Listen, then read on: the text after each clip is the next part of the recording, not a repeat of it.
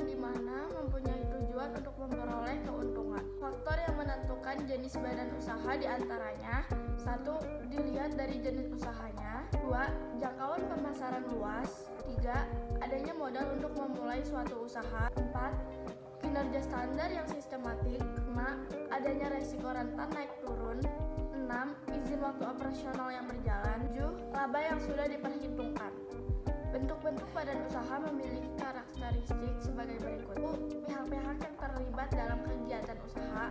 2. Besarnya risiko kepemilikan. 3. Batas-batas pertanggungjawaban hutang-hutang. 4. Cara pembagian keuntungan. Di sini saya akan menjelaskan lebih lanjut tentang BUMN.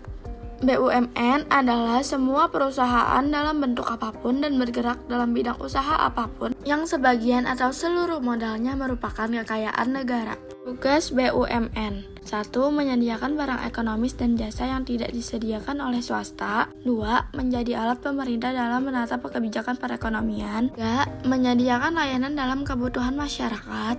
4. Menghasilkan barang dan jasa demi pemenuhan orang banyak.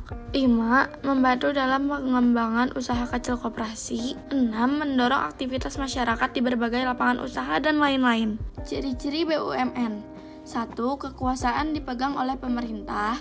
2. Melayani kepentingan umum dan pelayanan publik. 3. Sebagai sumber pendapatan negara. 4. Semua resiko ditanggung oleh pemerintah. 5. Menyediakan produk yang dibutuhkan oleh masyarakat. Fungsi-fungsi yang diselenggarakan oleh BUMN diantaranya: merumuskan dan menerapkan kebijakan di bidang penyusunan inisiatif bisnis strategis dan peningkatan kapasitas infrastruktur bisnis BUMN, koordinasi dan sinkronisasi pelaksanaan kebijakan di bidang penyusunan inisiatif bisnis strategis dan peningkatan kapasitas infrastruktur bisnis BUMN, koordinasi pelaksanaan tugas, pembinaan dan pemberian dukungan administrasi di lingkungan BUMN, mengelola barang milik negara yang menjadi tanggung jawab BUMN, mengawasi pelaksanaan tugas di lingkungan BUMN.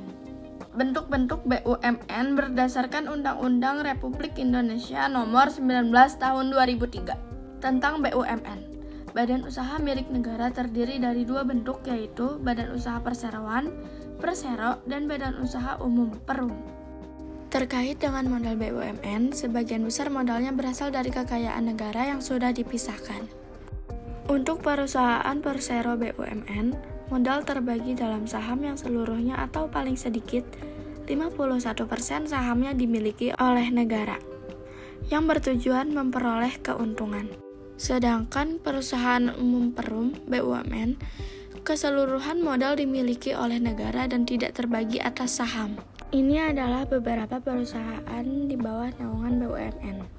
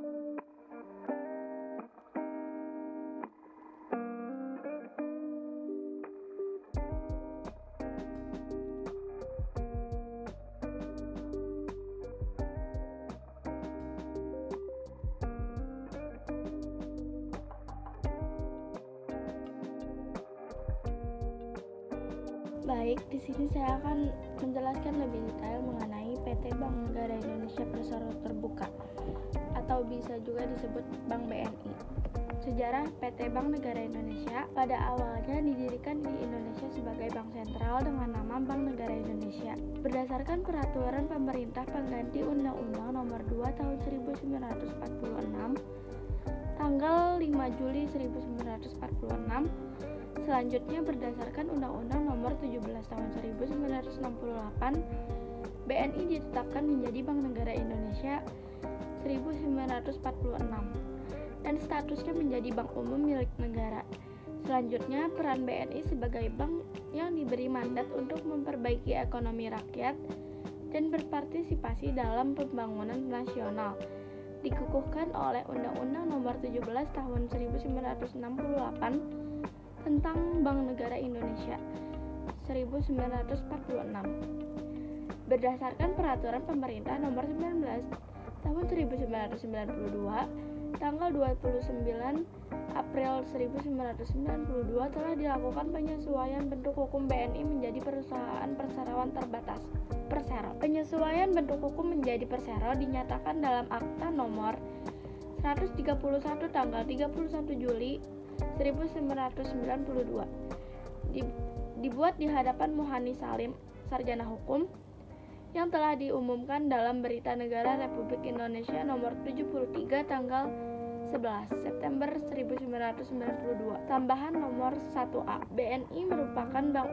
BUMN, badan usaha milik negara, pertama yang menjadi perusahaan publik setelah mencatatkan sahamnya di Bursa Efek Jakarta dan Bursa Efek Surabaya pada tahun 1996. Untuk memperkuat struktur keuangan dan daya saingnya dengan industri perbankan nasional, BNI melakukan sejumlah aksi korporasi, antara lain proses kapitalisasi oleh pemerintah di tahun 1999, sisa investasi saham pemerintah di tahun 2007, dan penawaran umum saham terbatas di tahun 2010. Untuk memenuhi ketentuan Undang-Undang Nomor 40 Tahun 2007, tanggal 16 Agustus 2007 tentang perseroan terbatas, anggaran dasar BNI telah dilakukan penyesuaian. Penyesuaian tersebut dinyatakan dalam Akta Nomor 46 tanggal 13 Juni 2008 yang dibuat di hadapan Fatihah Helmi, sarjana hukum, notaris di Jakarta. Berdasarkan keputusan Rapat Umum Pemegang Saham Luar Biasa tanggal 28 Mei 2008 dan telah mendapat persetujuan dari Menteri Hukum dan Hak Asasi Manusia Republik Indonesia dengan surat keputusan nomor AHUA